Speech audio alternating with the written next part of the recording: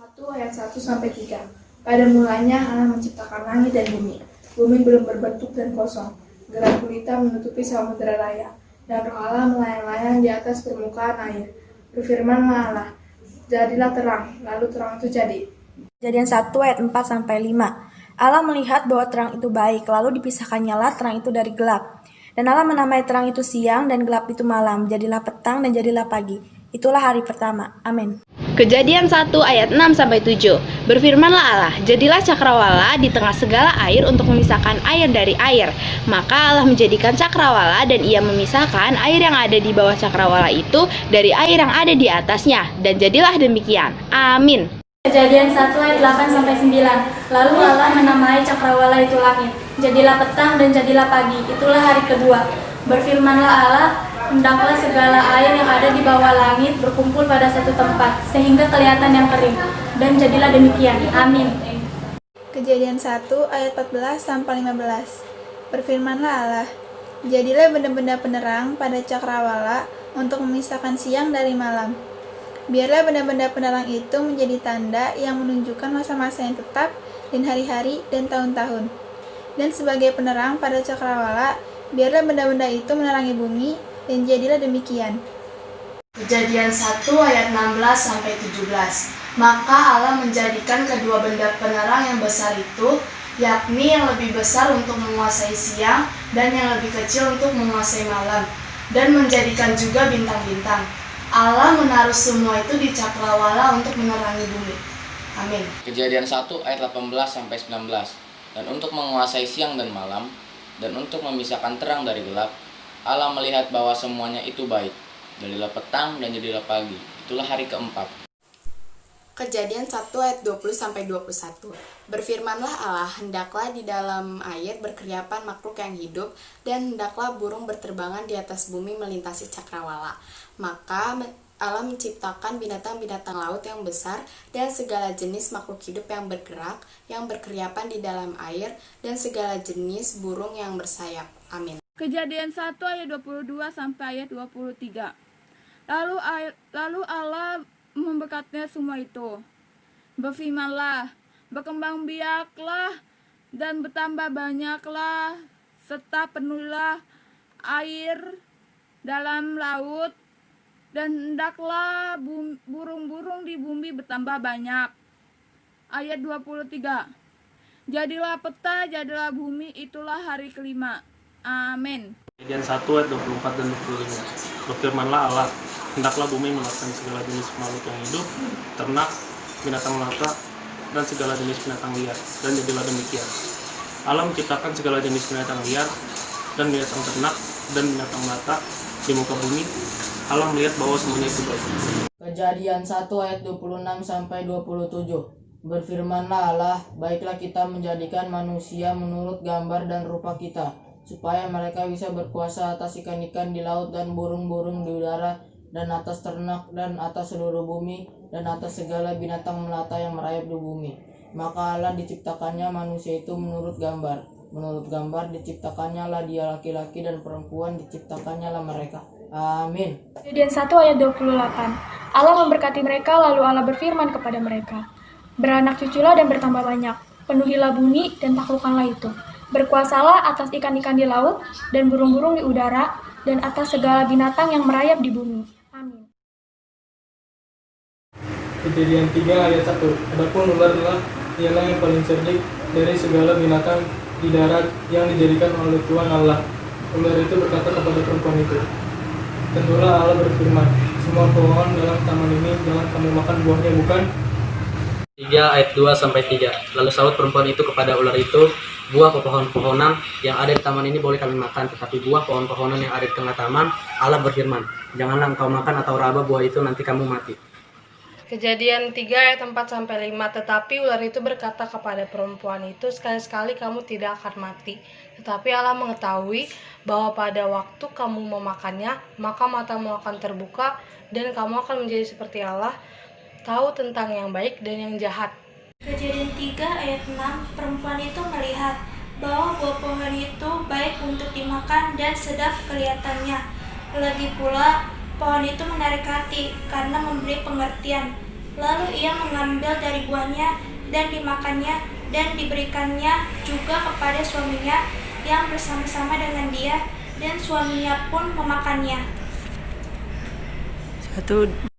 Kejadian 3 ayat 8. Ketika mereka mendengar bunyi langkah Tuhan Allah yang mau jalan-jalan dalam taman itu pada waktu hari sejuk, bersembunyilah manusia dan istrinya itu terhadap Tuhan Allah di antara pohon-pohonan dalam taman. Kejadian 3 ayat 23. Lalu Tuhan Allah mengusir ia dari Taman Eden itu supaya ia mengusahakan tanah dari mana ia diambil. Amin. Kejadian 3 ayat 24. Ia menghalau manusia itu, dan di sebelah timur temannya, dan ditempatkannya lah beberapa kerub dengan pedang yang bernyala-nyala dan menyambar-nyambar untuk menjaga jalan ke pohon kehidupan. Amin. Yesaya 7 ayat 14. Sebab itu Tuhan sendirilah yang akan memberikan suatu pertanda kepadamu. Sesungguhnya seorang perempuan muda mengandung dan akan melahirkan seorang anak laki-laki, dan ia akan menamakan dia Immanuel. Yesaya 9 ayat 6. Besar kekuasaannya dan damai sejahtera tidak akan berkesudahan di atas kata Daud dan di dalam kerajaannya. Karena ia mendasarkan dan mengokohkannya dengan keadilan dan kebenaran dari sekarang sampai selama-lamanya. Kecemburuan Tuhan semesta alam akan melakukan hal ini. Yesaya 11 ayat 4 yang berbunyi demikian. Tetapi ia akan menghakimi orang-orang yang lemah dengan keadilan dan akan menjatuhkan keputusan terhadap orang-orang yang tertindas dalam negeri dengan kejujuran. Ia akan menghajar bumi dengan perkataannya seperti dengan tokat, dan dengan nafas mulutnya ia akan membunuh orang yang fasik. Yesaya 11 ayat 5. Ia tidak akan menyimpang dari kebenaran dan kesetiaan, seperti ikat pinggang tetap terikat pada pinggang. Amin. Yesaya 11 ayat 6. Serigala akan tinggal bersama domba, dan macan tutul akan berbaring di samping kambing, dan anak lembu dan anak singa akan makan rumput bersama-sama, dan seorang anak kecil akan menggirinya. Amin.